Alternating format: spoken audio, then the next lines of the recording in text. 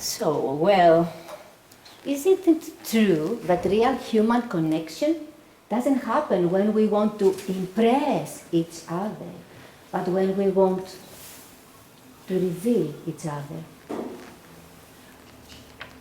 And what if there is a layer in communication that goes beneath what we say, and even beneath how we say it? The glance, the frown, the pressed lips, the silence inside the facial expression of emotion. And what if real human connection has been waiting for us all along? Hello, I'm Roxani. I'm a micro-expressions trainer, and my mission today is to show you how by raising your awareness about micro-expressions and how by modeling, practicing, and recognizing the facial expressions of emotion, you can expand dramatically your emotional awareness and you can express yourself more authentically. Because when we can express ourselves more authentically, and when we can read our emotions more clearly, we can connect more deeply, lead more deeply, and live more deeply. And for me, living more deeply means having also good friends. Madame,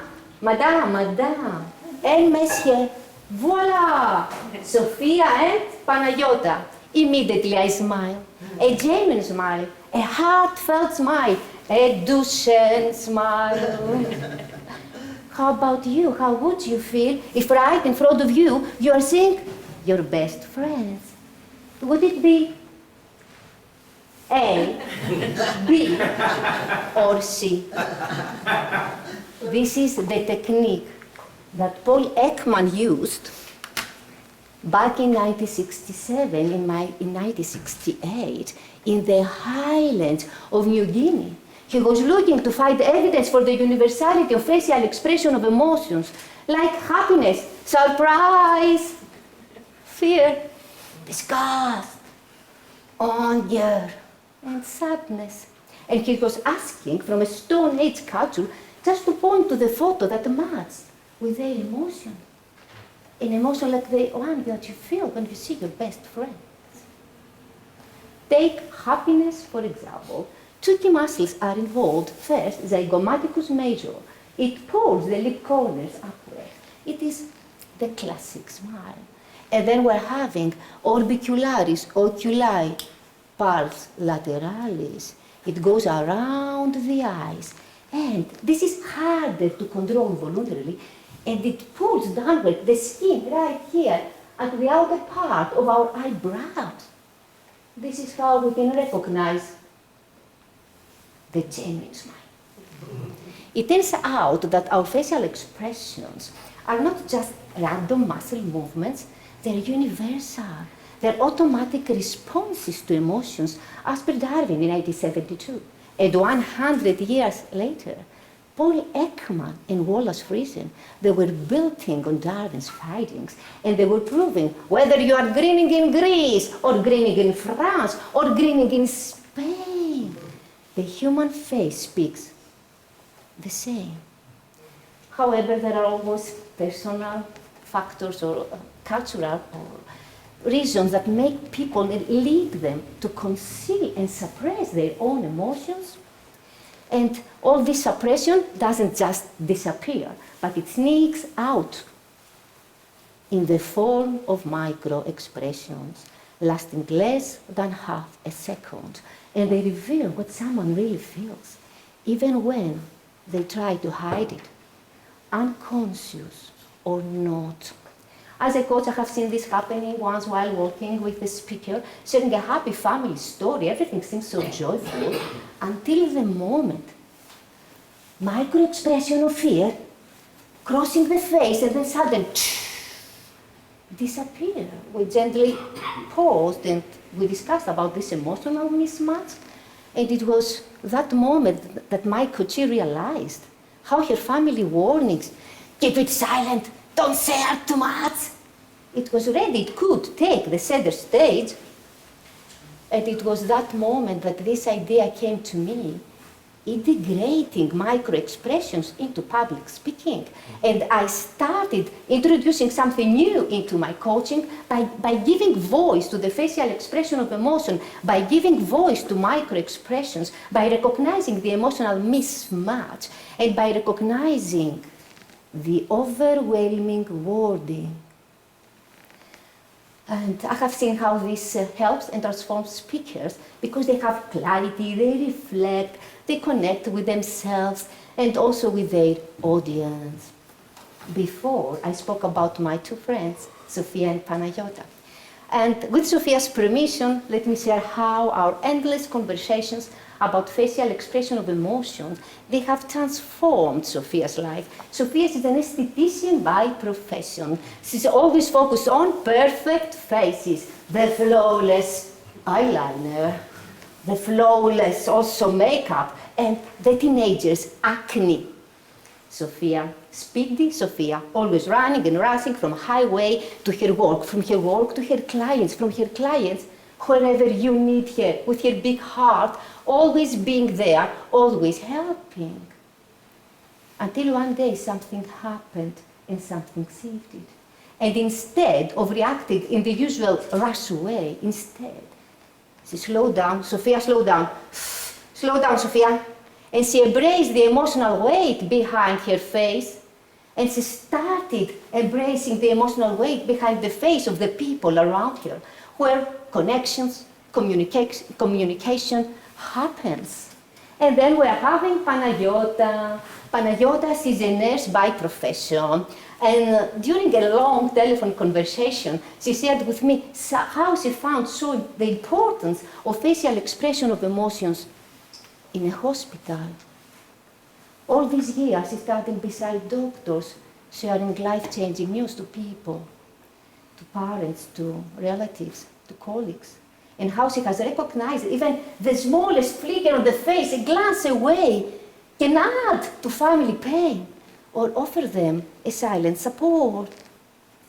All three stories, three different people running and rising around their life with their own way until the moment they decided to slow down,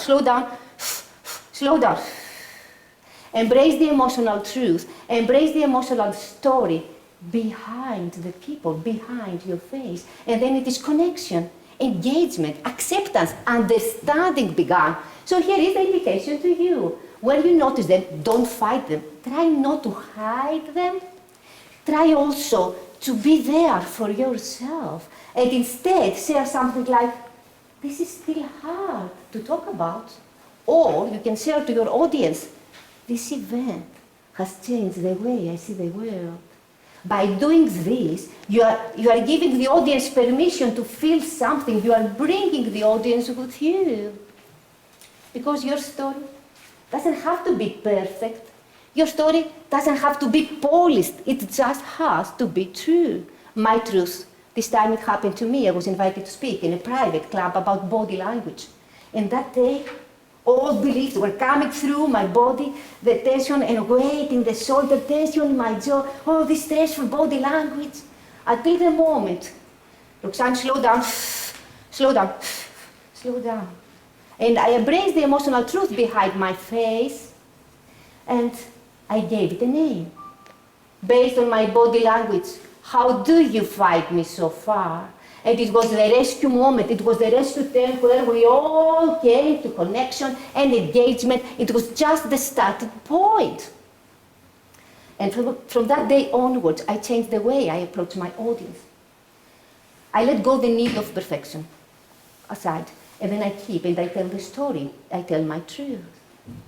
Earlier, I mentioned a technique that Paul Ekman used back in 1967, and it was also a second technique. Show me how, by modeling emotions deliberately. This is what I'm going to do right now, but please let me take off my glasses. And I want you to watch how I'm going to lower my eyebrows and put them together. And I'm going to tighten my mouth. This is the small face, anger. When we feel even stress, when we feel frustration, we have this facial forming expression like anger face. Be aware of this. Anger face. Then it is the dual face. Watch how one part of my face is a slight smile, and on the other part it holds some neutral expression. Dual face, the message behind, I'm better than you. This is superiority. And then we are having the nose face. Watch how I'm going to pull up the skin of my nose, and I will wrinkle my nose. Disgust. There is a story behind disgust. When we don't like an idea, or we don't like what we are seeing or we are hearing, sometimes it is a hidden moral disgust. And then we're having the unexpected face, surprise. Okay, it's easy to recognize, its eyes open wide, and it is a dropped jaw. Surprise. Then we're having the long face. As per Erika Rosenberg, PhD, an expert in facial action coding system, she shares why in some cultures they refer to sad face as a long face. It is because of the distance between the eye corner and the lip corner. It's being elongated. I want you first to watch my neutral face. And now the long face, I will pull downward to my lips, and I will raise the inner part of my eyebrows. It's grief, it is disappointment, it is pain. And then we're having the alarm. Let me bring on the stage the alarm face. I'm pulling back the lips of the lips back laterally, and my mouth is being elongated, and my upper eyelids arise. When you feel unprotected, this is overwhelming fear. And then we're having the joyful face, lip corners lift up obliquely, and crinkles form around eyes. Our faces tell stories. And our micro-expressions are small, tiny windows into our soul, and whether we're aware of them or not, we influence the way we connect, the way we communicate, the way we are sharing our truth. So, here is the invitation for you, once more time. You can expand your emotional intelligence. You can expand your emotional expression of a repertoire by doing just 3 simple steps. First step, it is a mindset shift. Remind yourself there is no right or wrong. It's here just to explore, to navigate, to check your potentials. And step 2, just be comfortable, to be also the observer and the performer while all the emotions are coming through your body. During this, you have to connect with the bodily sensations, to connect with yourself. And step 3, it is just model the 7 universals. By doing this, check how this make you feel. Check how this change your appearance, your face, and how the energy shifts. By modeling, practicing, by doing all this, you are opening up an entirely new way to communicate more emotionally, more authentically, and more powerfully.